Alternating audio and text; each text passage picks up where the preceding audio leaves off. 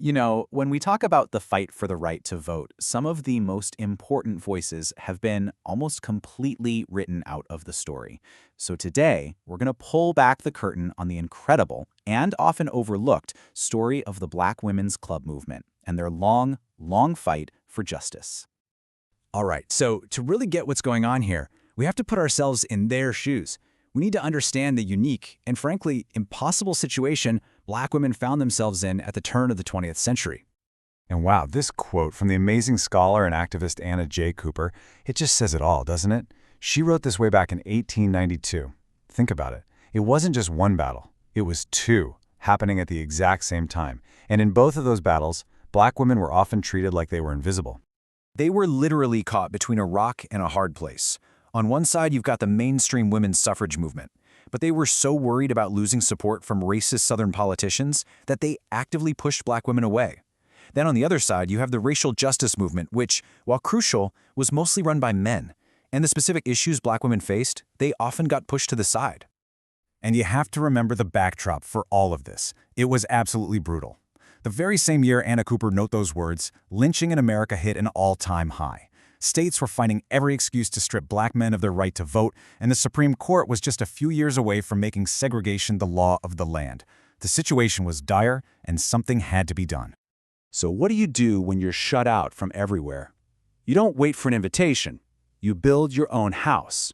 And that is exactly what these women did. They started organizing and creating their own solution from the ground up. And once they started, wow, the momentum just exploded. All these local clubs that had been bubbling up for years started connecting. By 1895, they held their first national conference. And just 1 year after that, two big groups joined forces to create the National Association of Colored Women, the NACW, with the incredible Mary Church Terrell as their first president. And they came up with a motto that was so simple but so incredibly powerful, and it would define everything they did from that point on: lifting as we climb.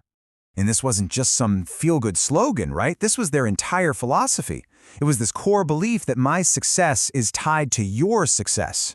They couldn't move forward unless they brought everyone, men, women, and children, along with them. It was a single mission that combined the fight for racial justice and the fight for women's equality.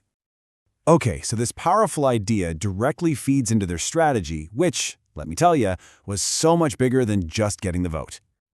Their strategy had two major parts. First, fighting outwardly, and they did not pull any punches. They went right at the most violent, entrenched problems in the country. They ran these huge anti-lynching campaigns, really trying to force the nation to look at what was happening. And yeah, of course, they supported the 19th Amendment and fought for suffrage. But for them, the ballot was more than just a right. It was a weapon, a tool to protect their entire community. Okay, so that's the fighting outwardly part.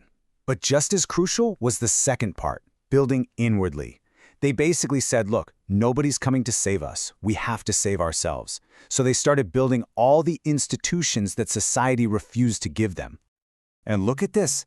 This is what I mean by building a community from the ground up.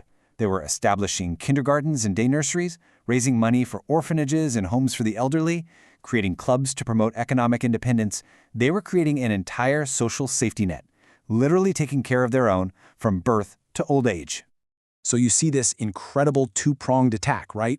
Fighting the system on the outside while building up their own communities on the inside. This is what we now call intersectionality, and they were doing it over 100 years ago. They understood that you couldn't separate the fight for women's rights from the fight for Black rights. For them, it was the same fight. And this leads to a really important and honestly kind of heartbreaking part of the story. Because even after the 19th Amendment passed in 1920, supposedly giving women the right to vote, the fight for Black women was nowhere near finished. 45 years. Just let that sink in. 45 more years had to pass between the 19th Amendment and the Voting Rights Act of 1965. It just goes to show you that for millions of women of color, that 1920 victory wasn't a real victory at all. And why was that? Well, because a whole bunch of racist state laws were still on the books. Poll taxes, literacy tests, whites-only primaries, you name it. And all of it was enforced with the constant threat of violence. But the legacy of the NACW, this idea of lifting as we climb, it didn't just disappear.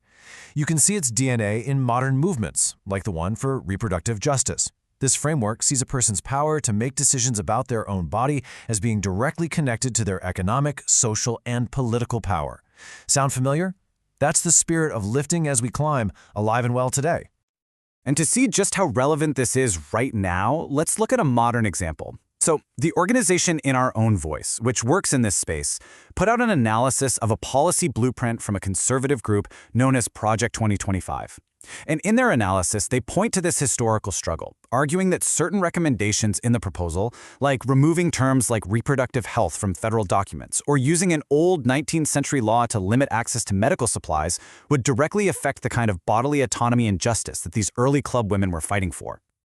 So when you look at it all, from the fight for a ballot in the 1890s to the fights for justice today, it's clear that the work of these incredible women is so much more than a history lesson. It's a blueprint. It really leaves us with a big question to chew on, doesn't it? Lifting as we climb was their motto back in 1896. How does a legacy that's over a century old still shape the way we fight for a better world today?